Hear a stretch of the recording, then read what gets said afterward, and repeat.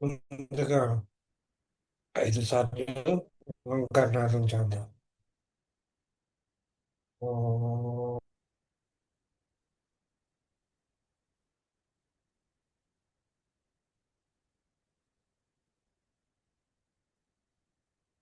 ఓం.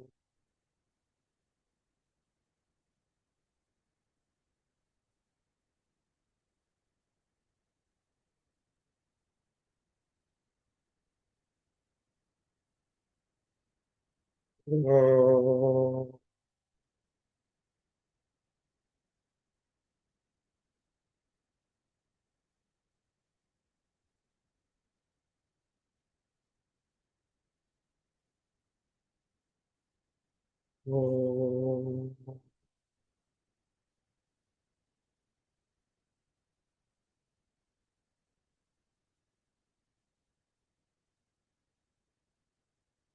ఓం.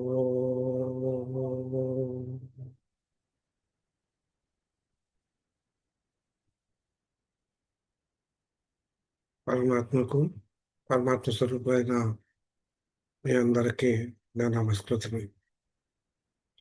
మనం సరళ విష్ణు సహస్రనామం చదువుకుంటున్నాం. మనం విష్ణు సహస్రనామంలో ఇప్పటి వరకు మనం 8 శ్లోకాలు చదువుకున్నాము. 8 శ్లోకాలను 73 నామాలు ఉన్నాయన్నమాట. వాటికి వాటిని వాటి గురించి మనం క్లుప్తంగా చదువుకున్నాం అనమాట. మనం అంటే ఒక్కొక్క నామము వేదపరమైనటువంటి నామాలు అనమాట. ఇవి ఒక్కొక్క నామము ఒక్కొక్క మహామంత్రం అనమాట. మనం చదువుకుంటే ఒక్క నామం తీసుకుని చదువుకుంటే అలా చదువుకుంటూ మనం ఎంతైనా చెప్పుకోవచ్చు ఒక్కొక్క నామం గురించి. కానీ మనం ఏంటంటే ఇప్పుడు క్లుప్తంగా మనకు అర్థమైతే సరిపోతుంది. ఒక నామం గురించి మనం తెలుసుకొని దాన్ని పారాయణం చేస్తే దాన్ని దాన్ని జపం కింద కానీ లేకపోతే తపం కింద కానీ ఆ నామాన్ని తీసుకుని జపిస్తే మీకు అమోఘమైనటువంటి ఫలితాలు వస్తాయి అన్న ఉద్దేశంతో మనం ఒక్కొక్క నామాన్ని తీసుకొని క్లుప్తంగా చదువుకుంటానికి ప్రయత్నం చేస్తున్నాం. ఈ ప్రయత్నాల్లోనే మనం 8 శ్లోకాలు మనం చదువుకున్నాము. 73 నామాలు చదువుకున్నాము. 9వ శ్లోకం ఏంటంటే ఈశ్వరో విక్రమీ ధన్వి మేధావి విక్రమ క్రమ అనోత్తమో అనుత్తమో దురాదర్శ కృతజ్ఞ కృతిరాత్మాన కృతిరాత్మవాన్ అనేటువంటిది 9వ శ్లోకం అనమాట. దీంట్లో 11 నామాలు ఉన్నాయి దీంట్లోనూ. అవి ఏంటంటే ఈశ్వర, విక్రమి, ధన్వి, మేధావి, విక్రమ, విక్రమ, క్రమ, అనుత్తమ, దురాదర్శ, కృతజ్ఞ, కృతి, ఆత్మవాన్ అనేటువంటి 11 నామాలు మనకి దీంట్లో ఉన్నాయన్నమాట. ఈ నామాల్ని మనం చదువుకున్నాం. ఒక్కొక్కటి తీసి చదువుకున్నాం. మొట్టమొదటిది ఏంటంటే ఈశ్వర. ఈశ్వర అంటే సర్వశక్తివంతుడు అన్నటువంటి అర్థం మనం చెప్పుకోవచ్చు. సింపుల్గా చెప్పుకోవాలంటే లేదా సర్వశాసకుడు, సర్వాన్ని శాసించేటువంటి వాడు ఈశ్వరుడు అన్నమాట. మనం ఇంతకుముందు మధుసూదన అనేటువంటి ఒక నామం మనం చదువుకున్నాం. అంటే ఇంద్రియాలను వశముందుకునేటువంటి శక్తి కలిగినటువంటి వాడు మధుసూదనుడు అని మనం చెప్పుకున్నాం. ఈ శక్తి చేత ఇంద్రియాల యొక్క గుణం ఏంటి అనమాట? ఇంద్రియాల యొక్క గుణం ఏంటి? మనకు కనిపించేటువంటి విశ్వంలో ఉన్నటువంటి విషయ అవగాహన తీసుకొని వాటి మీద కోరికలని పెంచుకుంటాం అనేటువంటిది కూర్చొని దానివల్ల సుఖాన్ని అనుభవిద్దాము అనేటువంటి లక్షణాలు కలిగినటువంటిది ఇంద్రియాలు. అంటే విషయలోలత్వం కలిగి ఉంటుందన్నమాట. ఆ విషయలోలత్వాన్ని కలిగింపబడేటువంటి శక్తివంతమైనటువంటిది ఏదయ్యా అంటే ఏ నామం అయ్యా అంటే ఈశ్వర అంటుంటున్నాం. అంటే పరమాత్మ ఈశ్వరుడు అంటే పరమాత్మ ఇక్కడ మనం అంతకు చదువుకునే ముందు ఈశ్వరుని యొక్క శక్తి ఎలా పరమ పరమాత్మ యొక్క శక్తి ఎలాంటిదయ్యా అంటే ఈ నామం మీద చదువుకునేటప్పుడు ఇంద్రియాలని ఇంద్రియాల యొక్క విషయలోలత్వాన్ని జయింపజేసేటువంటి శక్తి కలిగినటువంటి ఎవరైతే ఉన్నారో ఏ పరమాత్మ అయితే ఇంద్రియాల వలన కలిగేటువంటి క్షేరోరత్వాన్ని జయింపజేస్తాడో ఆ శక్తివంతుడినే మనం ఈశ్వర అని అంటున్నాం. అక్కడేమో శక్తిని మనం తన వశం ఉన్నటువంటి శక్తిని మనం అక్కడ అంటున్నాము. ఇక్కడ ఏంటి ఇంద్రియాలను వశపరుచుకునేటువంటి శక్తి అంటున్నాం. ఇక్కడ ఇంద్రియాలకు ఉండేటువంటి శక్తి, ఇంద్రియాలకు ఉన్నటువంటి లక్షణాన్ని సింపుల్ అనమాట లక్షణం. ఇక్కడ తేడా ఏంటంటే అక్కడ ఇంద్రియాలు మాత్రమే, ఇక్కడ దాని యొక్క లక్షణం అనమాట. ఈ లక్షణాలని యొక్క శక్తిని వశపరుచుకునేవాడు ఎవరైతే జయింపబడుతుందో, అటువంటి జయింపజేయటువంటి శక్తిని ఇచ్చేటువంటి వాడు ఎవరైతే ఉన్నారో ఆయన్నే మనం ఈశ్వర అని అంటాము. మనం ఇంతకు ముందు నామాల్లో మనం చదువుకున్నాం. పరమాత్మ ఎక్కడ ఉంటాడా అంటే మన హృదయంలో, హృదయ కోశంలో ఉంటాడు అని చెప్పి సూక్ష్మ రూపంలో ఉంటాడు అని చెప్పి మనం చదువుకున్నాం. నారాయణ శ్లోకం అనంతమవ్యయం కవిగం విశ్రాంతం విశ్వ సంభవం అని చెప్పి నువ్వు నారాయణ సూక్తంలో చేసుకొని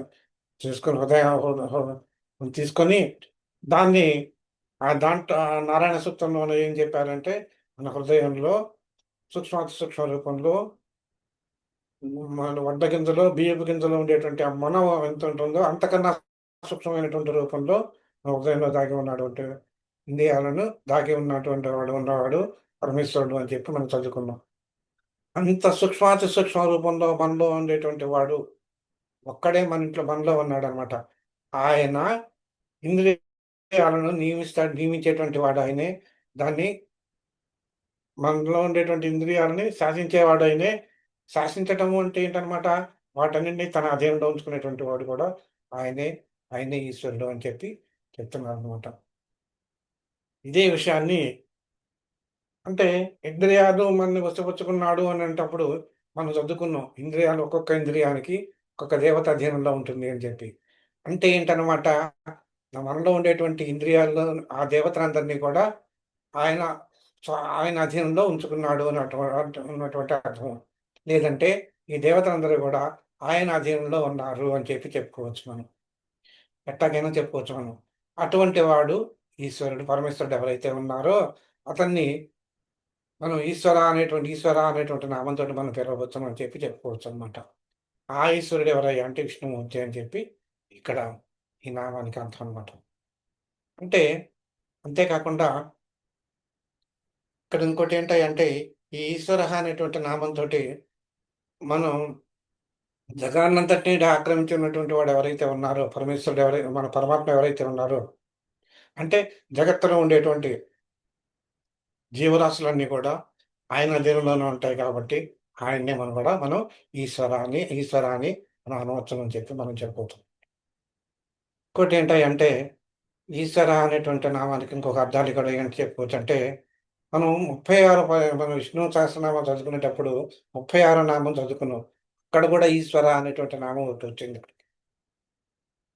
అక్కడ ఏం చెప్పుకున్నాం మనం ఈశ్వర అనేటువంటి నామానికి మామూలు అర్థంలో మనం చెప్పుకునేటప్పుడు ఆయన సమర్థుడు, రాజు, యజమాని, భర్త, ప్రభువు నియమించేటువంటి వాడు, తర్వాత ఈశ్వరుడు, శివుడు అనేటువంటి అనేక నామాలు మనం ఇలా చెప్పుకున్నాం అనమాట. అప్పుడు మనం చెప్పుకునేటప్పుడు అంటే ఇక్కడ ఈశ్వర ఇక్కడ నామం ఇట్లా ఈ సహస్రనామాలు మనం చదువుకునేటప్పుడు కొన్ని నామాలు ఒక్కొక్కసారి రిపీట్ అవుతూ ఉంటాయి.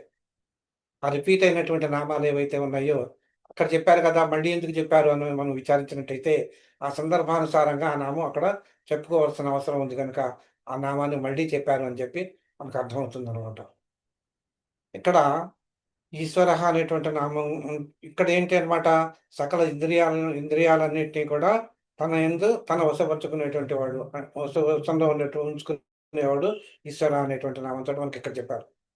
అక్కడ ఎప్పుడు చెప్పారు మనకి, అక్కడేం చెప్పారు, సృష్టి స్థితిలో కారకుడైనటువంటి వాడు ఈశ్వరుడు అనేటువంటి నామంతో పరమేశ్వరుడే ఈశ్వరుడు అనేటువంటి నామం అక్కడ చెప్పారు. ఇక్కడికి కొంచెం ఆయన చేసేటువంటి పని ఒకటే, కానీ అక్కడ అక్కడ ఎవరిని తన అధీనంలో ఉంచుకున్నాడు, ఇక్కడ ఎవరిని తన అధీనంలో ఉంచుకున్నాడు అనేటువంటిది మనం చూసుకోవాల్సి ఉంటుంది అనమాట. ఇప్పుడు పరమేశ్వరుడు మోక్షానికి అధిపతి, మోక్ష పదానికి అధిపతి అని చెప్పి మనం చదువుకున్నాం. ఆయన ఆయన సర్వశక్తిమంతుడు అనేటువంటి అని కూడా మనం చెప్పుకున్నాం. మనం భగవంతుడు అనేటువంటి నామాన్ని మనం చెప్పుకునేటప్పుడు ఆయన సకల గుణాతీతుడు, త్రిగుణాలకు అతీతుడు, సర్వశక్తివంతుడు, అతనికి ఏ రూపం లేదు, నామరహితుడు అని ఇలా మన అనేక రకాలైనటువంటి చెప్పుకుంటూ వస్తూ అటువంటి గుణములు కలిగినటువంటి వాడే పరమేశ్వరుడు, పరమాత్మ. పరమాత్మ లేదా భగవంతుడు అని మనం చెప్పుకున్నాం అనమాట. అంటే మళ్ళీ ఇక్కడ మనకు అర్థం అవ్వటానికి పరమాత్మ, భగవంతుడు అనేటువంటి 2 ఒకటిగానే చెప్తున్నాను ఇప్పుడు. పరమాత్మ అనే దానికి మళ్ళీ వేరే అర్థం ఉంటుంది. అవి సందర్భానుసారంగా మనం తెలుసుకుందాం అన్నమాట. పరమాత్మ, భగవంతుడు అంటే భగములు కలిగినటువంటి వాడు భగవంతుడు అనేటువంటి అర్థం అన్నమాట అది ఇక్కడ. మనం ప్రస్తుతానికి అదే నామంతోటి, ఆ లక్షణాలతోటి మనం ఉన్నవాడు గనుక మనం చెప్పుకుంటున్నాం గనక అవన్నీ కూడా పరమాత్మ, పరబ్రహ్మ, పరమ భగవంతుడు ఇలాంటి నామాలన్నీ ఇవన్నీ కూడా దాదాపు ఒకటే అర్థాన్ని మనకు సూచిస్తాయి గనక మనం సామాన్య భాషలో మనం మాట్లాడుకుంటున్నాం కాబట్టి అలాంటి ఆ నామాన్ని ఏదో ఒక నామం మనం ఉపయోగించుకుంటూ సందర్భానుసారంగా ఉపయోగించుకుందాం అనమాట. ఈ లోకంలో ఏ లోకంలో అయినా కానీ ఆయన సృష్టించినటువంటి ఏ లోకంలో అయినా కానీ ఆయనే సృష్టించినాడు గనుక ఈ లోకాలన్నీ కూడా ఆయన అధీనంలోనే ఉంటాయి. ఆయన అంతేకాదు ఆయన నిత్య సత్యుడు. సృష్టి స్థితి లయకారకుడు స్థితికారకుడు అనమాట ఆయన. జన్మ మృత్యువులు అనేటువంటివి ఆయనకి లేవు. కాబట్టి ఆయన్నే పరమేశ్వరుడు అని మనం అంటున్నాము అని చెప్పి మనం అనుకోవచ్చు అనమాట. అంతేకాదు ఇక్కడ శుద్ధ సత్వగుణం కలిగినటువంటి వాడు ఆయన అని చెప్పుకోవచ్చు. అంతేకాకుండా మాయ అనేటువంటి గుణాన్ని అవ్యక్త రూపం మనం సృష్టి జరిగేటప్పుడు నిరాకారుడైనటువంటి పరమాత్మ స్వరూపం నుంచి ఒక అవ్యక్తమైనటువంటి రూపం బయటకు వచ్చింది. ఆ అవ్యక్త రూపాన్నే మనం ప్రకృతి అని చెప్పుకున్నాం మనం. ఆ ప్రకృతిని మనం మాయ అని అంటాం అనమాట. అంటే ఆ మాయకు కూడా దాదాపు భగవద్ లక్షణాలు ఏవైతే ఉన్నాయో ఆ లక్షణాలన్నీ కూడా దానికే ఉంటాయి అని చెప్పి కూడా ఇదివరకు మనం బిగినింగ్‌లో మనం చదువుకున్నాం. ఇలాంటి మాయని అంటే తనలో ఉన్నటువంటి మాయని బయటికి తీశాడాయన. బయటికి సృష్టించాడు. దాన్నే ప్రకృతి అని చెప్పన్నాం మనం. అటువంటి మాయని ఈ జగత్తంతా కూడా ఎవరి చేత సృష్టింపబడ్డాదయ్యా అంటే, ఆ మాయ చేత సృష్టింపబడింది అని చెప్తారనమాట. ఈ మాయ ఉంది, లేదు అనేటువంటిది మాయ అనేటువంటిది ఎలా ఉంటుందంటే, మనకి భ్రమింపజేస్తుందనమాట అది. అవునా అనేటువంటి అవునా, కాదా అనేటువంటిది భ్రమను కల్పించేటువంటిదే మాయ అనమాట. మనం ఈ మాయను తొలగించుకున్నప్పుడు మాత్రమే ఈ మాయా గుణాన్ని మనం తొలగించుకుంటేనే మన పరమాత్మ స్వరూపాన్ని మనం చూడగలుగుతాము అని చెప్పి మనకి భక్తి లక్షణాల్లో మనకి మోక్ష మార్గాల్లో దాంట్లో అది ఒక లక్షణం అనమాట. ఈ మాయను ఎలా జయించాలి? దానికి కొన్ని పద్ధతులున్నాయి. ఆ పద్ధతులన్నీ మనం చదువుకుందాం. దాంట్లో ఒకటేంటంటే సజ్జన సాంగత్యం. అంటే సత్పురుషుల యొక్క సాంగత్యం. ఏవండీ సత్పురుషుల సాంగత్యం మనకి అంటే ఏంటండి? అంటే మనం భక్తి అనేటువంటిది ప్రధానంగా తీసుకున్నట్టయితే, ఆ భక్తి వస్తులైనటువంటి వాళ్ళు ఎవరైతే ఉన్నారో వాళ్ళు సజ్జనులు అని చెప్పవచ్చు. అలా కాకుండా ఉత్తమమైనటువంటి లక్షణాలు కలిగినటువంటి వాడు సజ్జనుడు అని చెప్పుకోవచ్చనమాట.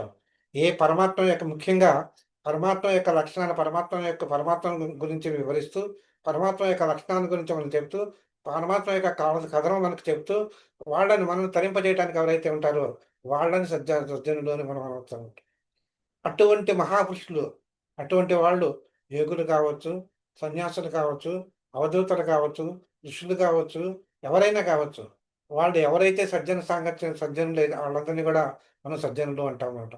వాళ్ళతోటి మన సాంగత్యాన్ని పెంచుకున్నట్టయితే, అంటే వాళ్ళతోటి మన కనెక్షన్ పెంచుకున్నట్టయితే, మనకి వాళ్ళ నోటి గుండా ఏదైనా ఒక మాట మనకి కొంచెం గొప్పో మనకి అలవడేదానికి అవకాశం ఉంటుంది. దీంట్లో మనం చూసుకున్నట్టయితే పురాణ కాలక్షేపం అంటాం మనం. ఉదాహరణగా చెప్పాలంటే పురాణ కాలక్షేపం చెప్తుంటాం. లేకపోతే స సా సజ్జన సా సజ్జన సాంగత్యము. అంటే మనకి ఇక్కడ పురాణ పురుషులు అంటే అవధూతలు ఉన్నారనుకోండి, వాళ్ళు ఎక్కువ మాట్లాడరు. తపస్సులు ఉన్నారనుకోండి, వాళ్ళు ఎక్కువ మాట్లాడరు. కానీ వాళ్ళ నోటి నుండా వచ్చినటువంటి మాట మాత్రం అమోఘంగా పనిచేస్తుంది. కనుక అమోఘమైనటువంటి తనకి ఎవరైతే వీళ్ళు భగవన్ నిజంగా భగవంతుని మోక్ష మార్గాన్ని కోరుకుంటున్నారు అని వాళ్ళకి అనిపించినప్పుడు వాళ్ళు ఏం చేస్తారంటే మనకి అప్పుడప్పుడు కొన్ని మంచి మాటలు మనకు చెప్తుంటారు. ఈ మోక్షం మనకి పరమాత్మను చేరుకునే మార్గాలు మనకు చెప్తూ ఉంటారు. పరమాత్మ యొక్క లక్షణాలు వివరిస్తూ ఉంటారు. అలా కాకుండా కొంతమంది పురాణ కాలక్షేపాలు చేస్తూ ఉంటారనమాట. అంటే ప్రసంగాలు చేస్తూ ఉంటారు. ఆ ప్రసంగికులు ఏం చేస్తూ ఉంటారనమాట, పరమాత్ముని యొక్క పుస్తకాలు గాని, అంటే పరమాత్మ అంటే పురాణాలు, వాటిల్లో ఉండేటువంటి సారాన్ని మనకి వినిపిస్తూ ఉంటారనమాట. వినిపించి దానిలో ఉండేటువంటి ధర్మ సూక్ష్మాలను మనకు తెలియజేసి, మనకు మోక్ష మార్గాన్ని ఎలా పొందాలి అనేటువంటి వివరణ వాళ్ళు ఇస్తూ ఉంటారనమాట. అలాంటి వాళ్ళని దగ్గరని వాళ్ళ యొక్క వాళ్ళని ఫాలో అవుతుంటే మనం వాళ్ళ మనకేమవుతుందనమాట, కొంతకాలానికి ఈ మాయ నుంచి మనం విముక్తులవ్వటానికి ప్రయత్నిస్తుందనమాట. కానీ అక్కడ ఉన్నంత సేపు ఏంటాయంటే మనకి ఆహా! పరమాత్మ ఇలా ఉంటాడు, అలా ఉంటాడు అని మనకి ఆ సజ్జన సాంగత్యంలో కూర్చున్నంత సేపు అనిపిస్తుంది. మళ్ళీ ఈ లోకంలోకొచ్చేసామనుకోండి, అపరాహ్న పురుష సజ్జన సాంగత్యం నుంచి బయటకొచ్చినప్పుడు మళ్ళీ మామూలు అవుతూ ఉంటాం ఒక్కొక్కసారి. అంటే మళ్ళీ, మళ్ళీ మామూలే. మళ్ళీ సాంగత్యానికెళ్ళినప్పుడు ఆహా! పరమాత్మను చూడాలి మనం. పరమాత్మను యొక్క దర్శనం చేసుకోవాలని భక్తి భావం అక్కడ కానీ నార్మల్ ప్రపంచంలోకొచ్చినప్పటికి ఏమవుతుందనమాట, మనం రొటీన్ వర్క్‌లోకొచ్చేస్తాం గనక, అప్పుడు మనం మళ్ళీ మాయా ప్రపంచం మాయకి అంటుకుపోతూ ఉంటాం మనం. అంటే మాయకి అంటుకుపోవటంలో లక్షణం ఏంటంటే అక్కడ ఆహ్, విషయవాంఛలకు మళ్ళీ ప్రాపంచిక విషయవాంఛలకు లోనవుతుంటాం. ఈ విషయవాంఛలకు లోను కాక ఎవరైతే తామరాకు మీద నీటి బొట్టులాగా ఉంటూ జీ జీవనాన్ని గడుపుతూ ఉంటారో వాళ్ళే మోక్షప్రదులు, మోక్షకామికులు అవుతారు అని మనం చెప్పవచ్చనమాట. ఈ మాయ పరమేశ్వరుని దగ్గర ఉంటుందనమాట. ఆయనలోనే ఉండి ఆయనలో నుంచి బయటకొచ్చింది కదా! ఆయన నుంచి. కానీ ఈ మాయ అనేటువంటిదేంటిది? జీవుల్ని భ్రమింపజేస్తోంది గానీ, పరమాత్మను భ్రమింపజేయటం లేదు. కనుక ఆయన పరమాత్మ అనేటువంటి ఆయనలోనే ఉన్నా గానీ, ఆయనకి ఆయన్నేమి చేయలేకపోతుంది చేయదు మాయ. కనుక మాయకు అతీతుడైనటువంటి వాడు ఈ పరమాత్మ. ఉదాహరణకి ఒక స్నేక్‌ని తీసుకుందాం. ఒక పాము తీసుకుందాం. ఈ పాములో విషం ఉంటుంది అని మనం చెప్పుకున్నాము. ఆ పాములో విషం ఉంది గానీ, పామునేం చేయదది. ఆ విషం పాము కాటేసిన వాడిని చేస్తుందది. కనుక అలాగే మాయ కూడా పరమాత్మలో ఉన్నా గానీ, ఆయన్నేమి చేయదనమాట. కనుక పరమాత్మ అనేటువంటి వాడు మాయకి అతీతుడైనటువంటి వాడుగా అని చెప్పవచ్చును. అంతే కాకుండా మనకి పరమాత్మ యొక్క మన యొక్క గుణాలు అంటే కార్యాలు, పంచకృత్యాలు ఆయన చేసేటువంటి పనేం చెప్పుకున్నాం. సృష్టి, స్థితి లయము, సృష్టి, స్థితి లయము, తిరోధానము, అనుగ్రహము అనేటువంటి 5ను కూడా పరమాత్మ యొక్క పంచకృత్యాలు అంటే ఆయన చేసేటువంటి పనులు అని చెప్పి మనం చెప్పుకున్నాం. వీటికి ఒక్కొక్క దానికి ఒక్కొక్క రూపంలో చేస్తూ ఉంటాడు గనక ఆయన్ని ఆ టైంలో బ్రహ్మగా చెప్పొచ్చనమాట. బ్రహ్మగా మనం చెప్పొచ్చనమాట. వీళ్ళని పంచబ్రహ్మలు అని ఉంటారనమాట. వీళ్ళలో నాలుగో అయినటువంటి శిరోధానము అనేటువంటి ఆయన ఈశ్వరుడు అనేటువంటి పిలువబడతాడనమాట. అంటే కల్పాంతంలో ఈ ఒక కల్పాంతంలో ఆ పరమేశ్వరుడు ఏం చేస్తాడంటే జీవులందరినీ కూడా, ఈ సృష్టి అంతటిని కూడా తనలో మళ్ళీ తిరిగి తనలో కలిపేసుకుంటూ ఉంటాడనమాట. దాన్నే తిరోధానం అని అంటాం మనం. అంతేకాకుండా ఈ తిరోధానం అంటే సంపూర్ణంగా నాశనం చేయటం అనమాట. అణువులలో కూడా ప్రకృతిలో లయం చేయటం. మళ్ళీ సృష్టి ప్రారంభించాలనుకున్నప్పుడు మాయతో సహా అన్నిటిని కూడా సృష్టి చేసేటువంటి లక్షణాలు చేస్తూ ఉంటాడనమాట. ఇలా ఉన్నటువంటి ఈ బుద్ధి, ఇంద్రియాలు వీటన్నీ గూడా తన అధీనంలోనే ఉంచుకుంటాడు కనుక ఆయన్ని మనం ఈశ్వరః అని మనం చెప్పొచ్చనమాట. అంటే ఏంటనమాట? ఆ టైంలో మళ్ళీ సృష్టి చేసినప్పుడు జీవులన్నిటిని గూడా వాళ్ళు వాళ్ళ యొక్క కర్మల అనుసారంగా వాళ్ళ కర్మలను బట్టి ఫలితాలిచ్చి, ఆ ఫలితాల్లో జీవులు అనుభవించేటట్టుగా చేసి, ఆ కర్మఫల స్వభావ కర్మ కర్మఫలాన్ని జీవింపజేసి మళ్ళీ సృష్టి చేస్తానికి ఆయన ఉపక్రమించుతాడు అని చెప్పి మనం చెప్పుకోవచ్చు. అందుకనే ఆయన కర్మ ప్రదాత అవుతాడనమాట. సర్వసాక్షి ఆయనే. సర్వజీవ పోషకుడు కూడా ఆయనే. కనుక ఇటువంటి ఆయన్ని అంటే ఇక్కడ ఎవరి సంకల్పం కూడా వ్యర్థం కాకుండా వెంటనే ఫలిస్తుంటుందో, ఆయన ఈశ్వరుడు అని మనం చెప్పుకోవచ్చు అనమాట.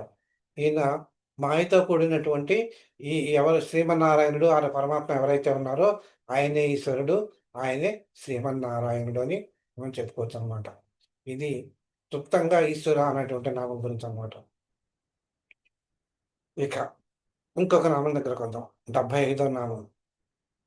75వ నామం ఏంటంటే ఈ విక్రమి. విక్రమి అంటే మనం సింపుల్‌గా అర్థం చెప్పుకోవాలంటే పరాక్రమం. క్రమించేవాడు. దీంట్లో వి విక్రమి, విక్రమి అనేటువంటి రెండో నామం అన్నట్టు. అంటే విశేషంగా క్రమించేవాడు. అంటే క్రమించడం అంటే గమనం చేసేటువంటి వాడు అన్నమాట. విక్రమము. లేదా ఇంకొక నామం ఏంటంటే పరాక్రమించుడు. తన ఆహ్,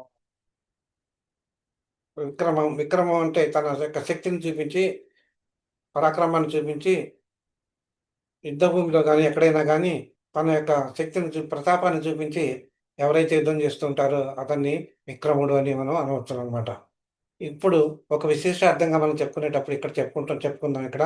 దాన్ని విశిష్టంగా క్రమించేవాడు అంటే గమనం చేసేటువంటి వాడు, వ్యాపించి ఉండేటువంటి వాడు ఎవరయ్యా అంటే విక్రముడు అని మనం చెప్పవచ్చు. ఆయనే పరమేశ్వరుడు, పరమాత్మ స్వరూపము. ఆయనే విష్ణుమూర్తి అని చెప్పి మనం చెప్పుకోవచ్చనమాట. ఇంకా ఇంకొక అర్థంగా మనం చెప్పుకోవాలంటే విక్రమము అంటే శౌర్యము అనే అర్థం కూడా మనం చెప్పవచ్చును. అంటే ఒక జగత్తుని శాసిస్తూ ఈ జగత్తుని అంటే తాను సృష్టించినటువంటి జగత్తాన్నంటిని కూడా తన అండర్‌లోనే ఉంచుకుంటూ దాని మీద ఆధిపత్యాన్ని సంపాదించుకొని ఆధిపత్యాన్ని ఉంచుతూ తన సంకల్పానికి ఎవరైతే వ్యతిరేకంగా ఎవరైతే ఉంటారో వాళ్ళందరినీ కూడా జయించేటువంటి శౌర్యవంతుడు ఎవరైతే ఉన్నారో అతన్ని విక్రముడు అని మనం అనవచ్చనమాట. ఇక్కడ, ఇక్కడ అధికారం అనేటువంటిది అంటే ఒకళ్ళ మీద అధికారం చెలాయించటము అంటే జీవుల మీద ప్రపంచం మీద అధికారం చెలాయిస్తున్నాడు గనక అదే ఈశ్వర తత్వం అని మనం చెప్పవచ్చును. ఐశ్వర తత్వం అని మనం చెప్పవచ్చనమాట. ఏవండీ మీరు చెప్పేది బావుందండి. ఈయన భగవంతుడు సర్వానికి అతీతుడు గనుక మరి ఎవరి మీద కోపం ఉంటుంది? ఎవరి మీద జయిస్తాడు అని మీరు అనుకోవచ్చు. మామూలుగా జాగ్రత్తగా ఆలోచిస్తే ఎవరైతే శిష్ట లక్షణాలు కలిగి ఉంటారో, మంచి లక్షణాలు కలిగి ఉంటారో వాళ్ళని కాపాడుతూ ఉంటాడు. ధర్మ రక్షణ, శిష్ట శిక్షణ, దుష్ట శిక్షణ, శిష్ట రక్షణ అనేటువంటిది పరమాత్మ యొక్క కార్యము అని చెప్పి మనం చాలా సార్లు మనం చదువుకున్నాం. ఎప్పుడైతే దుష్టుని దుష్టత్వం పెరిగిపోతుందో, ఆ దుష్టుని సంహరించేటప్పుడు తన శౌర్యంతోటి పరాక్రమించి ఆ దుష్టుని దులుముతాడు గనక ఆయన్ని విక్రముడు అని అనవచ్చును. ఇక మనం గాయత్రి మంత్రం చదువుకునేటప్పుడు, లేకపోతే ప్రాణాయామం చేసినప్పుడు ఓం భువః, ఓం భూః సువః మహః జనః తపః సత్యః అనేటువంటి మనం అక్కడ కొన్ని నామాలు మనం చదువుతుంటాం. ఇవన్నీ కూడా ఏంటంటే అవన్నీ కూడా లోకాల పేర్లనమాట అవన్నీ కూడా. వాటిని సప్తధామాలు అంటారనమాట.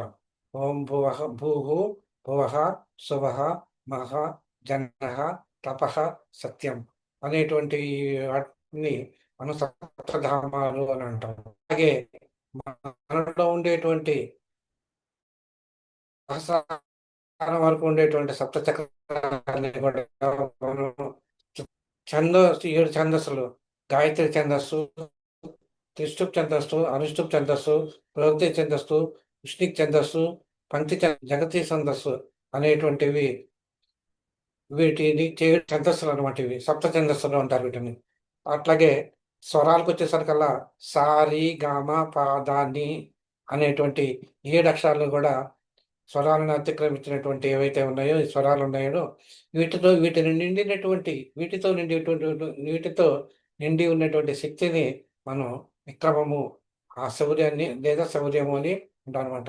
అట్టి శౌర్యానికి అంటే ఆహ్, వాటిని వీటన్నిటిని కూడా తన తన శక్తి చేత తన తన తనలోనే ఉంచుకొని అవసరమైనప్పుడు ఆయన బహిర్గతం చేస్తున్నటువంటి వాటి మీద ఆధిపత్యాన్ని ఉంటున్నాడు కనుక వీటిని ఈయన్ని విక్రమము లేదా శౌర్యము అంటారు వీటన్నిటిని కూడా. ఆ శౌర్యం కలిగినటువంటి వాడే, అంటే ఇవన్నీ కూడా తన యందే కలిగినటువంటి వాడే. అంటే ఈ సప్తధామాల్ని, సప్త భూమికల్ని, సప్త ఛందస్సుల్ని, సప్తస్వరాల్ని తన యందే కలిగినటువంటి వాడు ఎవరైతే ఉన్నారో ఆయన ఆయన్నే మనం ఆ పరమాత్మని మనం విక్రముడు అని మనం అనవచ్చు అనమాట. అంటే అట్టి శౌర్యం కలిగినటువంటి వాడిని మనం విక్రముడు అని మనం అనవచ్చు అనమాట. అంటే ఆ విక్రమానికి కలిగినటువంటి అట్టి శౌర్యానికి తగినటువంటి శాస్త్ర నియమం కలిగినటువంటి వాడు, అంటే శాస్త్ర రూపేణ మనకి అందించినటువంటి వాడు. అంటే ఇవి ఎక్కడ దొరుకుతాయి అంటే మనకి వేదాల్లో మనకి దొరుకుతాయి అనమాట. వేదాల్లో వేద భాగాల్లోనూ వీటి గురించినటువంటి వివరణ దొరుకుతుంది అనమాట. ఆ వేదాలు అన్నిటికీ కూడా ఆధిపత్యం కలిగినటువంటి వాడు ఆయనే కనుక ఆయన్ని మనం విక్రమ అని మనం విక్రమి అని అనవచ్చును. తర్వాత మనకి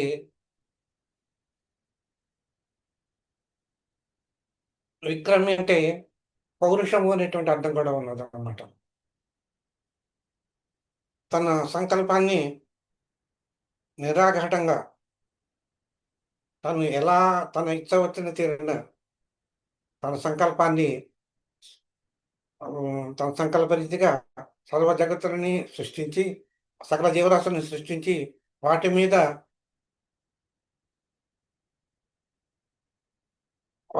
ఆధిపత్యం కలిగినటువంటి వాడు కనుక ఈయన్ని మనం విక్రమి అని అనవచ్చును అని చెప్పి మనం చెప్పుకోవచ్చు అనమాట. తర్వాతది ధన్వి అనేటువంటి నామం. ధన్వి అంటే 76వ నామం ధన్వి. ఈ ధన్వి అనేటువంటి నామం, ధన్వి అంటే అర్థం చెప్పుకోవాలంటే ధనస్సు కలిగినటువంటి వాడు. విష్ణుమూర్తి మనం ధనుస్సు కలిగినటువంటి వాడు ధన్వి అని చెప్పి అంటారనమాట. దేని వలన మనకి ఇంకొక అర్థంగా చెప్పుకోవాలంటే, దేని వల్ల ధనధాన్యాలు మనకు సంక్రమిస్తాయో అది ధనువు అని చెప్పి కూడా చెప్పుకోవచ్చు అనమాట. అటువంటి వాడు ధన్వి. ఏ ధన ధాన్యాదులు దేని వల్ల లభిస్తాయో అది ధనువు. దాన్ని కలిగినటువంటి వాడు ధన్వి. అంటే మనకి ధాన్యతను ధనాదను ప్రాప్తించేటటువంటి శాస్త్రం ఏదైతే ఉందో దాన్ని ధనువు అంటాం. ఈ శాస్త్రాన్ని మనకి ఇవన్నీ కూడా మనకి ఎక్కడ దొరుకుతాయి? వేదాల్లో దొరుకుతాయి. వేదాల్లో మనకి అన్న సూక్తం అని ఇవన్నీ ఉంటాయి. అన్న సూక్తం ఉన్నప్పుడు మనకి అన్నం ఎలా లభిస్తుంది అనేటువంటిది మనకి ఆ సూక్తంలో చెప్తారనమాట. అంటే ఈ భూమిలో మేఘాలు వర్షించటం, భూమి మీద పడటం, అక్కడి నుంచి పైరు ఉత్పత్తి, ఇవన్నీ కూడా అన్న సూక్తంలో మనకు చెప్తారనమాట. అంటే మనకి ఆహారాన్ని మనకి ధన్యతను మనకు కలిగించేటువంటి మనకి అవన్నీ కూడా ధనాన్ని మనకి ఎవరిస్తారు ఏంటి దాని గురించి వివరణ అంతా మనకు చెప్పేది వేదాల్లో మనకు చెప్తాయన్నమాట. అలాంటి వేదాల శాస్త్రాన్ని అటువంటి శాస్త్రాన్ని కలిగినటువంటి వాడు, వాటిని పాలించేవాడు పరమేశ్వరుడు. ఏ పరమేశ్వరుడు అయితే ఉంటాడో అతన్ని మనం ధన్వి అని అనొచ్చును అని చెప్పి చెప్తారనమాట. అలాగే మనం రుద్ర నమ్మక చమకాలు చూసుకుంటే రుద్ర నమ్మకంలో ముఖ్యంగాను నమస్తే అస్తు అని వస్తుంది అనమాట. ఈ అస్తు అనేటువంటి పదం ఈ ధన్వి అనేటువంటి పదాన్ని మనం చూపిస్తుంది అనమాట. అట్లాగే ధన్వి అంటే మనం ధనుస్సు అని చెప్పుకున్నాం. ఈ ధనుస్సు అన్నప్పుడు అంటే దుష్ట సంహారార్థం ధనువు ధరించినటువంటి వాడు పరమేశ్వరుడు. ఆ పరమేశ్వరుడు విష్ణుమూర్తి. విష్ణుమూర్తి యొక్క ధనస్సు పేరు సారంగి. అలాగే మనలో ఉండేటువంటి ధనస్సు ఎప్పుడైతే ఉందో బాణాలు ఉండాలి, శరాలు ఉండాలి. ఇంద్రియాలు పరమేశ్వరుడు మనలోనే ఉన్నాడు అనుకుంటే ఈ ఇంద్రియాలన్నీ కూడా ఏవైతే ఇంద్రియాలు ఉన్నాయో అవే బాణాలుగా ఉంటాయి. బాణాలు అని మనం చెప్పవచ్చు.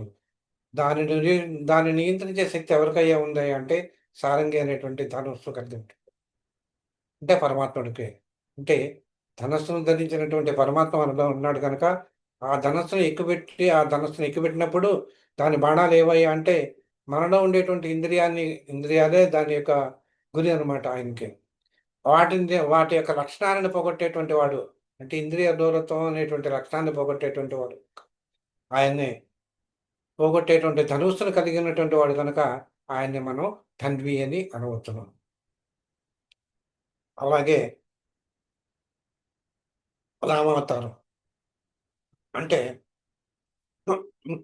రామావతారంలో రాముడు కూడా విష్ణు అవతారమే అని చెప్పుకున్నాం. కానీ రామావతారంలో రాముడు ధరించినటువంటి ధనుస్సుని ఇక్కడ కూడా దుష్ట సంహారం చేశాడు ఆయన. అనేక మంది రాక్షసులను సంహరించాడు. ఆయన ధరించినటువంటి నామం పేరు ధరించిన ధనువు పేరు కోదండము.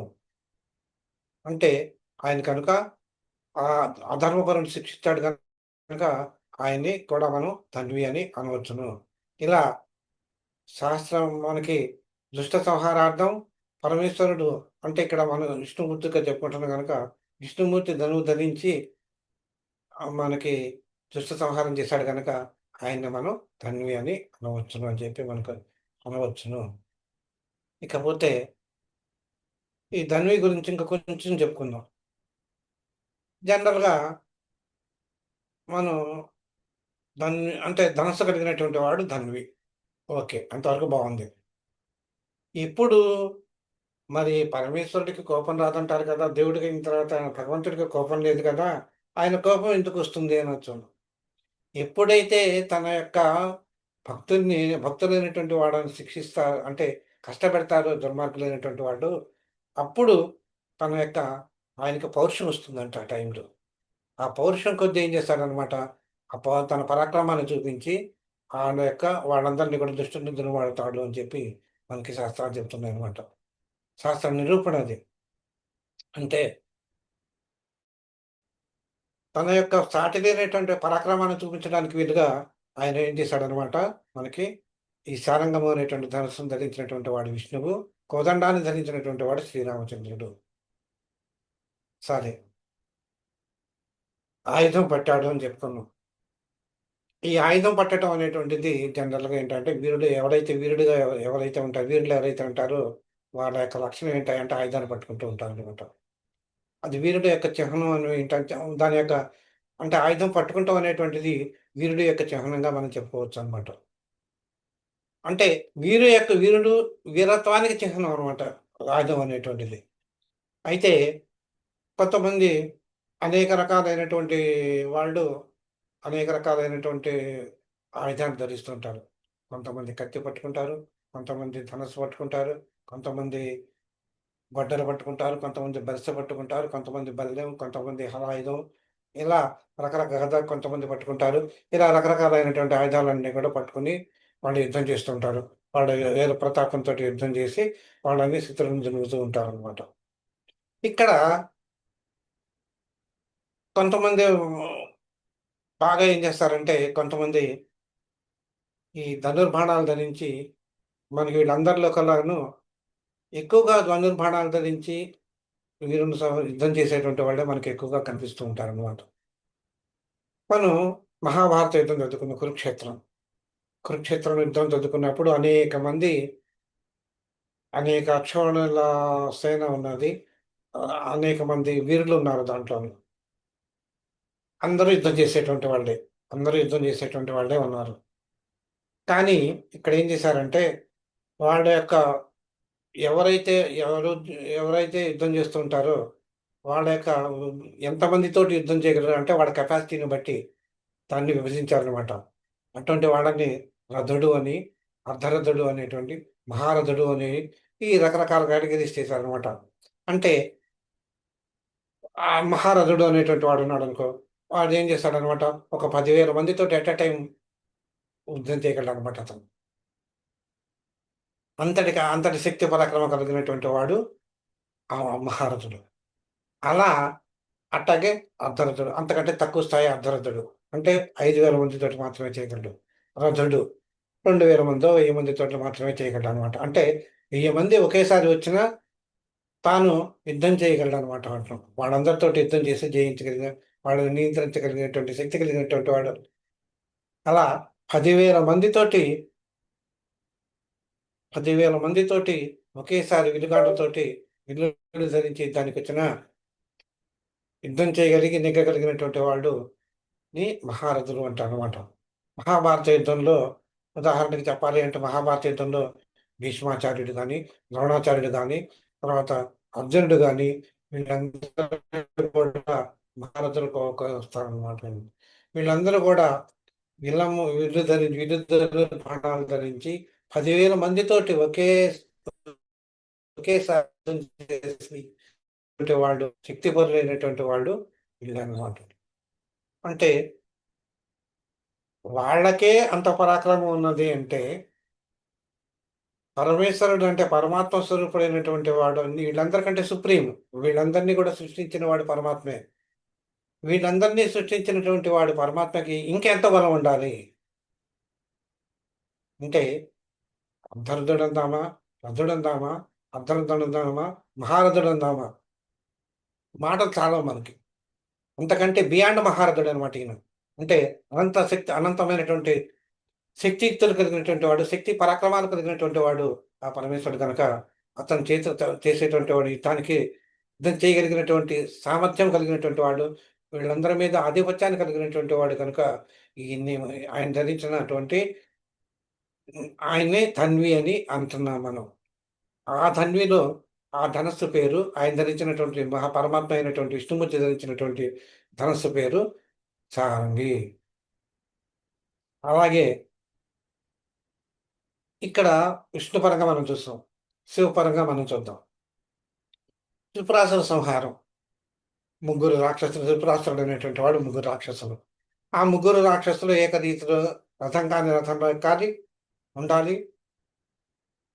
సరైన టైంలో ఆ ముగ్గురు కూడా బంగారు రథం, వెండి రథం, తామ్ర రథం, రాగి రథంలో వాళ్ళందరూ కూడా వాళ్ళు ముగ్గురు కూడా సంచరిస్తూ ఉంటారు, ఆకాశ గమనం చేస్తూ ఉంటారు ఇప్పుడు కూడాను. వాళ్ళందరూ కూడా ఒకే లైన్లోకి వచ్చినప్పుడు రథం కాని రథంలో, విల్లు కాని విల్లులో, బాణం కాని బాణంతో ఎక్కుపెట్టినప్పుడు ఆ బాణాన్ని విడిచినప్పుడు మాత్రం వాడు ముగ్గురు చేస్తారని చెప్పి వాడికి వరం. అలాంటి వరం పొందినటువంటి త్రిపురాసును సంహరించిన వాడు పరమేశ్వరుడు. ఆయన ఏం చేశాడనమాట, ఆయన ఎక్కినటువంటి రథం ఎట్లా ఉంటుందంటే ఆ మహాదేవుడు భూమిని రథంగా చేసుకున్నాడు, రవిచంద్రుడిని చక్రాలుగా చేసుకున్నాడు, 4 వేదాల్ని 4 గుర్రాలుగా చేసుకునేవాడు. బ్రహ్మదేవుడే సాక్షాత్తు సారథిగా వచ్చాడు, మేరు పర్వతం విల్లుగా వచ్చింది. ఈ విధంగా విల్లుగా ధరించి రాక్షస సంహారం చేసినటువంటి వాడు ఆ పరమేశ్వరుడు అనమాట. ఆ టైంలో ఇలాంటి రథాన్ని ఎక్కి విష్ణుమూర్తి ఏమో బాణంగా వచ్చి, విల్లునేమో మేరు పర్వతం విల్లుగా ధరించి ఆ ముగ్గురు రాక్షసుని ఆ ముగ్గురు కూడా ఏకకాలంలో వచ్చిన లైన్గా ఒకే లైన్లో వచ్చినప్పుడు వాళ్ళని సంహరించినటువంటి వాడు పరమేశ్వరుడు. అంటే ఆయన కూడా మనం ధన్వి అనాలా, ఇంకేమనాలి అని మనం మన ఓకే వదిలేస్తున్న దాన్ని. ఎందుకంటే మాటలకి బియాండ్ అవర్ వర్డ్స్ అనమాట అది వర్డ్. కనుక అటువంటి వాడు ఎవరైతే ఉన్నారో, అంటే అటువంటి మహాశక్తి ప్రతాపవంతుడు ఎవరైతే ఉన్నారో ఆ పరమాత్మని మనం ధన్వి అని అంటున్నాము. అంతేకాకుండా ఇంకొక చిన్న మనం చెప్పుకోవాలనేటువంటి ఇంకొక చిన్న ఉదంతం మనం చెప్పుకుందాం. ఏంటంటే నిమి అనేటువంటి చక్రవర్తి ఉన్నాడు అన్నమాట ఒక ఆయన. ఆయన వంశంలో ఆయన తర్వాత ఆయన వంశంలో దేవరాతుడు అనేటువంటి వాడైన ఒక ఆయన ఉన్నాడు అనమాట. ఆయన ఏం చేశాడంటే ఆయన దక్షయజ్ఞం జరిగినప్పుడు పరమేశ్వరుడు ఏం చేశాడంటే తన యొక్క ధనస్సుని దేవతలకు ఇచ్చాడనమాట.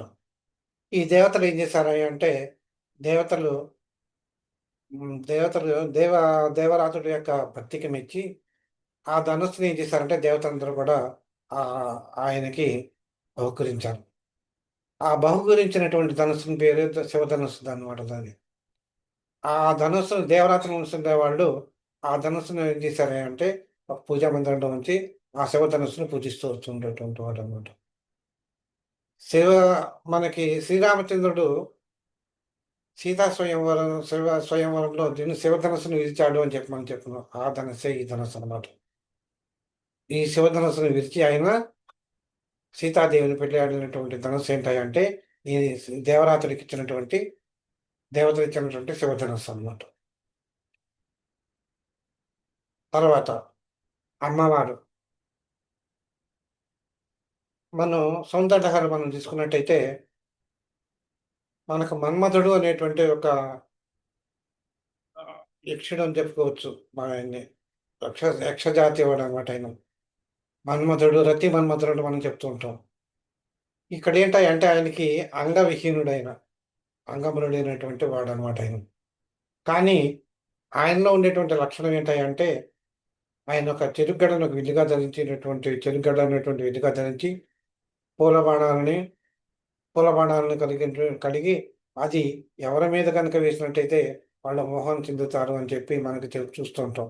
అలాగే మన శివుడు దక్షయజ్ఞం తర్వాత సతీదేవి యొక్క వియోగం పొందినప్పుడు ఆయన తపస్సు చేసుకుంటున్నప్పుడు ఆయన మీద మళ్ళీ కుమారస్వామి జననం కోసం అని చెప్పి దేవతలు ఆయన శివుడిని ఆ తపస్సు నుంచి బయటికి తీసుకొచ్చి పార్వతీదేవిని వివాహం చేసుకునే సమయంలో కూడా వివాహం చేసుకుంటానికి వీలుగాను మన్మధుడిని కొడతారన్నమాట పరమేశ్వరుడు యొక్క తపస్సుని భంగం కలిగించమని చెప్పి. అటువంటి తపస్సుని ఆయన మీద వేసినప్పుడు తన యొక్క బాణంతోటి పూల బాణాన్ని ఆయన మీద వేసినప్పుడు ఆయన యొక్క శివుడి యొక్క కోపానికి భస్మమైనటువంటి వాడు మన్మధుడు అనమాట. కానీ ఆ తర్వాత పునర్జన్మను ఇస్తాడు పరమేశ్వరుడు. ఆయన తన భార్యకి తప్ప ఇంకెవరికీ కనిపించడు అనేటువంటి వరాన్ని కూడా పొందినవాడు. కానీ అమ్మవారి యొక్క కృప వల్ల అతను అమ్మవారి యొక్క భక్తుడిగా మారతాడనమాట. అటువంటి అక్కడ ఉన్నటువంటి వాడు ఆయన్నే వసంతుడు అని కూడా అని అంటారనమాట. ఇన్ని లక్షణాలు కలిగినటువంటి వాడు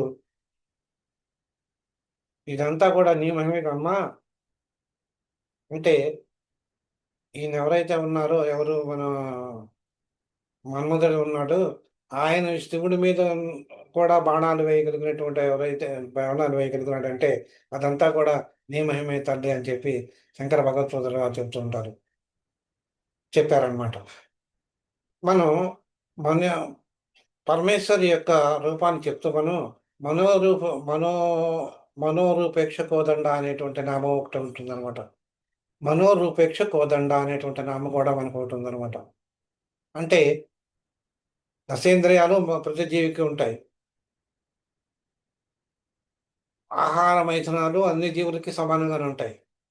సంకల్ప వికల్పాలు మనసుకు సంబంధించినటువంటివి. ఈ మనస్సుతోటి ఆలోచించగలిగినటువంటి శక్తి కలిగినటువంటి వాడు ఒక్క మనిషి మాత్రమే. అంటే ఆ మనసు కూడా సంకల్ప వికల్పాలకు లోనవుతూ ఉంటుంది. అందుచేతనే జీవుడు మానవుడు అనేటువంటి వాడు ఏది ధర్మము, ఏది అధర్మము, ఏది నీతి, ఏది అన్యాయము, న్యాయాన్యాయాలు నిర్ణయించగలిగినటువంటి శక్తి కలిగినటువంటి వాడు ఈ మానవుడు. జనరల్‌గా ఏం చేస్తారంటే అమ్మవారి యొక్క వీరుడేం చేస్తుంటాడనమాట, ధనస్సును పట్టుకొని, ఆ ధనస్సుని తోటి కుడి చేత్తో ఎడమ చేత్తో బాణం విల్లు పట్టుకొని, కుడి చేత్తో బాణాన్ని చేసుకొని దాన్ని వదులుతాడనమాట. కుడి చేత్తో వదులుతాడు. ఇక్కడ అమ్మవారు గూడా ఏంటనమాట, ఒక ధనస్సును పట్టుకుంటుంది అమ్మవారు. దాని బాణాలు గూడా ఉంటాయనమాట. ఆ పరమేశ్వరుని మనస్సులో ఉన్నటువంటి మనస్సుని పరమేశ్వరుడిలోని విల్లుతోటి పోల్చుతున్నప్పుడు, పరమేశ్వరుడు యొక్క విల్లుతో మనం పంచుకున్నప్పుడు, మన మనసుని మనలో ఉన్నటువంటి దుర్గుణాలని అవన్నీ కూడా పోగొట్టేటువంటి శక్తి కలిగినటువంటిదే అమ్మవారు అని చెప్పి మనం చెప్తుంటారు. మనస్సు చంచలీకృతమైనటువంటిది. చంచల స్వభావం కలిగినటువంటి కోతి అనమాట. ఆ కోతి ఏం చేస్తుంటుంది? అటు ఇటు గెంతుతూ ఉంటుంది. మనసు నిశ్చలంగా కూర్చోదనమాట. అలాగే మన మనస్సు కూడా కోతి లాంటి దేవతలను పోలుస్తూ ఉంటారు జనరల్‌గా. మనసు ఎలా అయితే అమ్మవారి కృపచేత అమ్మవారి కృపచేత మనలో ఉండేటువంటి ఈ కోతి లక్షణం పోయి మనసు స్థిరపడి స్థిరపడితే మనకి అమ్మవారు నిశ్చల స్థితిలోనికి వెళ్ళినట్టే అవుతుంది. అంటే భక్తి పారవస్యంలో మనకి ఉండి మోక్షపదానికి మార్గం మనకి కలుగుతుంది. ఇంకోటి కూడా ఏంటంటే ఈ మనం జనరల్‌గా ఒక జీవి నశించినప్పుడు జీవి యొక్క స్థూల దేహం మాత్రమే నశిస్తుంది కానీ సూక్ష్మ దేహం నశించదు. ఆ సూక్ష్మ దేహం మరొక దేహాన్ని తర్వాత ఇంకొక దేహాన్ని ఆశ్రయిస్తుంది అని మనకు చెప్తుంటారు. కర్మ సిద్ధాంతం మనకు చెప్తుంది అక్కడ. అంటే ఏ జన్మ మళ్ళీ ఇంకొక ఏ జన్మని తీసుకోవాలి, ఏ ఏ ఎవరు ఏ జన్మలో రావాలి తను అని అనుకున్నప్పుడు అది చూసుకుంటే తాను అనుభవించినటువంటి కార్యకర్మలు, తాను చేసినటువంటి కర్మఫలంగానే, అంటే ఒక మనిషి తాను చివరి రోజుల్లో ఏదైతే కోరుకుంటూ ఉంటాడో మనసులోనూ, ఆ కర్మఫలాన్ని అనుసరించి మరియు తాను చేసినటువంటి కర్మల ఫలాన్నిగాను మరొక జన్మని ఎత్తుకుంటూ ఆ కోరికలు అనుగుణంగానే అతనికి మరొక జన్మ సంక్రమిస్తుంది అని చెప్పి అలాంటి సంక్రమిస్తుందని చెప్తారు. అలాంటి దాన్ని చేసి ఇచ్చేటువంటి వాడు, అలాంటి జన్మను సంక్రమింపజేసేటువంటి వాడు కూడా పరమేశ్వరుడే. ఇక్కడ మనసు అనేటువంటి దాన్ని మనం క్రియాశక్తిగా మనం చెప్పుకోవచ్చు అనమాట. ఈ క్రియాశక్తి మనకి, ఈ మనసు మనకి మరో జన్మకి బాణంగా ఉందన్నమాట ఇక్కడ. అంటే ధనస్సుగా ఉందన్నమాట. కనుక ఇక్కడ మనసుని మనం ధనస్సుగా మనం చెప్పుకోవచ్చు అనమాట. ఎటువంటి ధనస్సు కలిగినటువంటి దీనంతటికి కారణభూతుడు ఎవరయ్యా అంటే మళ్ళీ పరమేశ్వరుడే. అంటే మన మనసుని తన అధీనంలో ఉంచుకొని, అంటే తన తన తన తన అధీనంలో ఉంచుకొని వాళ్ళ జన్మల వాళ్ళ కర్మల ఫలానుసారంగానే మరొక జన్మను సంక్రమింపజేసేటువంటి శక్తి కలిగినటువంటి వాడు పరమేశ్వరుడు కనుక ఆ పరమేశ్వరుడికి, ఆ పరమేశ్వరుడిని మనం తన్వి అని మనం అనవచ్చనమాట. కనుక అట్టి పరమేశ్వరుడు ఎవరైతే ఉన్నారో ఆయన విష్ణుమూర్తి అని మనం చెప్పుకుంటున్నాం గనుక, విష్ణు పరంగా చెప్పుకుంటున్నాం కనుక ఆయన యొక్క ధరించినటువంటి ధనస్సు పేరే ధన్వి, మళ్ళీ సారంగము అని మనం చెప్పుకుంటున్నాం అనమాట. కనుక ఆ సారంగము అనేటువంటి ధనస్సును కలిగినటువంటి వాడు విష్ణుమూర్తి, ఆయనే ధన్వి. ఇక్కడితోటి మనకి 76 నామాలు మనం చెప్పుకున్నాం ఇప్పటికి. 77వ నామం మేధావి. ఈ మేధావి అనేటువంటి నామం, మేధావి అనేటువంటి నామం అంటే ఏంటంటే సర్వజ్ఞుడు అని మనం ఒక సింపుల్గా అర్థం చెప్పుకోవచ్చు అనమాట. సర్వజ్ఞుడు అంటే మనకి ఇక్కడ ఏంటాయి అంటే, అంటే అన్నీ తన ఎందే కలిగినటువంటి వాడు, అంతా తెలిసినటువంటి వాడు, సర్వజ్ఞత్వం, అద్భుతమైనటువంటి సర్వమును గ్రహించేటువంటి శక్తి కలిగినటువంటి వాడు ఎవరైతే ఉన్నారో ఆయన్నే మనం మేధావి అని చెప్పవచ్చు అనమాట. అంతేకాకుండా ఎవరికైతే అద్భుతమైనటువంటి జ్ఞానశక్తి కలిగినటువంటి వాడో, who is having more and more knowledge, divine knowledge, that is having, we can call him as a మేధావి. అంటే ఏ బుద్ధిని ఉపయోగించి అయితే తాను వేద శాస్త్రాల్లో ఏర్పడిన ఉన్నటువంటి విషయాలన్నింటినీ కూడా మనకి చెప్పగలుగుతున్నాడు, తన బుద్ధి విశేషం చేత మనకు చెప్పగలుగుతున్నాడు, అటువంటి శక్తి కలిగినటువంటి వాడు, ఆ శక్తివంతుడు ఎవరయ్యా అంటే నారాయణుడే. ఆయన్ని మనం మేధావి అని మనం అనవచ్చును అనుకుంటాం. ఇంకొకటి కూడా అర్థం కాదు, మనం ఏం చెప్పుకోవచ్చు అంటే మతిని ధరించినటువంటి శక్తి కలిగినటువంటి వాడు మేధ అని చెప్పి మనం చెప్పుకోవచ్చు అనమాట. అంటే సర్వజ్ఞత్వము అనేటువంటి, అంటే మనం భగవంతుడి యొక్క డెఫినేషన్ చెప్పుకునేటప్పుడు సర్వజ్ఞత్వం కూడా, లక్షణాలు చెప్పుకునేటప్పుడు సర్వజ్ఞత్వం కూడా ఉన్నదనమాట. అంటే అన్నిటినీ చరాచర జగత్తుని చరాచర జగత్తుని సర్వకాలమునందును ధరించేటువంటి శక్తి కలిగినటువంటి దాన్ని సర్వజ్ఞత్వ శక్తి అని మనం చెప్పుకోవచ్చు అనమాట. దాన్ని కలిగినటువంటి వాడు ఎవరైతే ఉన్నారో, అంటే అంతేకాకుండా దుష్ట సంహారం చేసేటప్పుడు ఎవరిని వచ్చేటువంటి దుష్టులు ఎవరైతే ఉన్నారో, అంటే మనం జనరల్గా ఏంటంటే పురాణ కాలంలో మనం చూసుకున్నట్టయితే రాక్షసులు దేవతలు అని చెప్పుకునేటప్పుడు ఏ రాక్షసుని అక్కడ యుద్ధతంత్రం నడిపాడు కనుక ఆ ఎవరిని ఏ విధంగా సంహరించాలో అనేటువంటి లక్షణాలు కలిగినటువంటి వాడు, అంటే ఆ మేధా సంపత్తి కలిగినటువంటి వారు ఎవరైతే ఉన్నారో ఆయన్ని మనకి మనం మేధావి అని మనం అనవచ్చు అనమాట. ఉదాహరణకి మనం చెప్పుకోవాలంటే కృష్ణ కృష్ణుడి కథను మనం చూసుకుందాం. కృష్ణుడి కథలో కాలయవనుడు అనేటువంటి రాక్షసుడు ఉన్నాడు. ఈ కాలయవనుడికి ఏంటయ్యా అంటే కాలయవనుడికి యొక్క ఇదేంటయ్యా అంటే కాలయవనుడిని సంహరించాలి. కనుక కృష్ణుడు ఏం చేస్తాడనమాట, కాలయవనుడిని సంహరించాలనుకున్నప్పుడు అతను దండయాత్రకు వస్తాడు. ద్వారకాపట్నం మీదకి దండయాత్రకు వస్తాడు కాలయవనుడు. ఇతను సంహరించాలని అనుకున్నప్పుడు ఇతను ఏం చేస్తాడంటే కృష్ణుడు వెళ్ళి ఒక కొండ గుహ దగ్గరికి వెళ్తాడనమాట. ఆ కొండ గుహలో ఒక మునీశ్వరుడు తపస్సు చేసుకుంటూ ఉంటాడనమాట. ఆ మునీశ్వరుడు నేను తపస్సు చేసుకుంటున్నప్పుడు ఆయన వచ్చి ఇప్పుడు కృష్ణుడు దాంట్లో లోపలికెళ్తాడనమాట. ఈ కాలయవనుడు రాక్షసుడు ఏం చేస్తాడు, లోపలికొచ్చి "నువ్వు మునీశ్వరుడు వేషం వేసుకొని ఇక్కడ ఉన్నావా కృష్ణ" అని చెప్పి ఆయన తపోభంగం కలిగిస్తాడనమాట.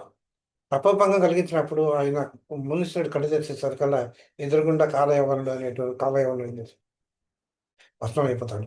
ఆ మునీశ్వరుడికి ఉన్నటువంటి ఇదేంటనమాట, తపశ్శక్తి ఎంతటిది అంటే తన ఎదురుగుండా వచ్చినటువంటి వాడు తన చూపుకి పడితే చాలు, తన తపో దీక్షలో ఉన్న కళ్ళు తెరిచినప్పుడు ఎవరైతే ఎదురుగుండా వస్తారో వాళ్ళ యొక్క వాళ్ళు భస్మమైపోతారు అని చెప్పి చెప్తారనమాట. అని ఆయనకు వరం ఉందంట. అలా ఆ సమయానుకూలంగా ఆ రాక్షసుని సమయానుకూలంగా తన బుద్ధి మేధో సంపత్తిని ఉపయోగించి శ్రీకృష్ణుడు ఆ రాక్షసుని సంహరించాడని మనం చెప్పుకోవచ్చు అనమాట. అటువంటి మేధాశక్తి కలిగినటువంటి వాడు ఎవరైతే ఉంటారో అతన్ని మనం మేధావి అని మనం అనవచ్చునంటాం. అంటే ఇక్కడ ఏంటనంటే అనమాట, తన అసమాన మేధాశక్తితో జగత్తునంతటినీ కూడా తన యందే వ్యాపించి ఉండటమే కాకుండా దానికి అతీతంగా కూడా హ్మ్, ప్రకాశించేవాడు ఎవరైతే ఉన్నారో అతన్ని మనం మేధావి అని మనం అనవచ్చు.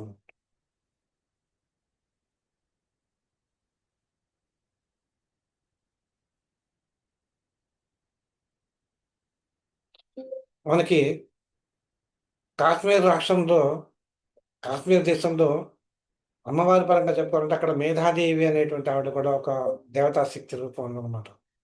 ఆ దేవతా శక్తి పేరు, అమ్మవారి పేరు మేధాదేవి రూపంలో ఆవిడ. మేధ అంటే బుద్ధి. సకల శాస్త్రాలకి సకల శాస్త్రాలకి సహరమైనటువంటిది ఎవరయ్యా అంటే మేధ అనమాట. అటువంటి మేధా శక్తి కలిగినటువంటి దేవత ఒక ఆవిడ మేధా రూపంలో కాశ్మీర్ మండలంలో ఆవిడ పూజింపబడుతుందనమాట. అంతేకాకుండా లలిత సహస్రనామాల్లో 539 నామం కూడా మేధ అనేటువంటి నామం కూడా ఉన్నదనమాట. ఈ విధంగా అంతేకాకుండా మన తల లోపల ఒక తెల్లని పదార్థం మెదడు అనేటువంటి మెదడు ఉంది. ఆ మెదడు దగ్గర మనకి ఒక తెల్లటి పదార్థం ఉంటుంది. దాన్ని మేధస్సు అని కూడా అంటారనమాట. దానికి అధిదేవత సిద్ధదీశ్వరి అనేటువంటి ఈ దేవత ఆ మేధకి తన మేధస్సుని తన అధీనంలో ఉంచుకుంటుందన్నమాట. కనుక ఆవిడ పేరు మేధాధీశ్వరి. ఈ విధంగా పరమేశ్వరుడు సర్వజ్ఞత్వం కలిగినటువంటి, ఆయన సమర్థత కలిగినటువంటి వాడు ఆయనే కనుక ఆయన్ని మేధావి అని మనం అనవచ్చు. అది ఈ మేధావి అనేటువంటి నామానికి అర్థం కాబట్టి మొత్తంగా మనం చెప్పుకున్నాము. కనుక 78వ నామం విక్రమః. వచ్చే వచ్చే క్లాస్లో మనం విక్రమః అనేటువంటి నామాన్ని గురించి మనం చదువుకుందాం. మీరు ఏమన్నా అడగదలుచుకుంటే అడగవచ్చు.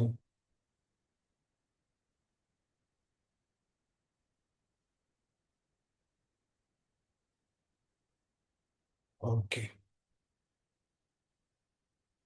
స్వస్తి చెప్పనా? సరే అండి.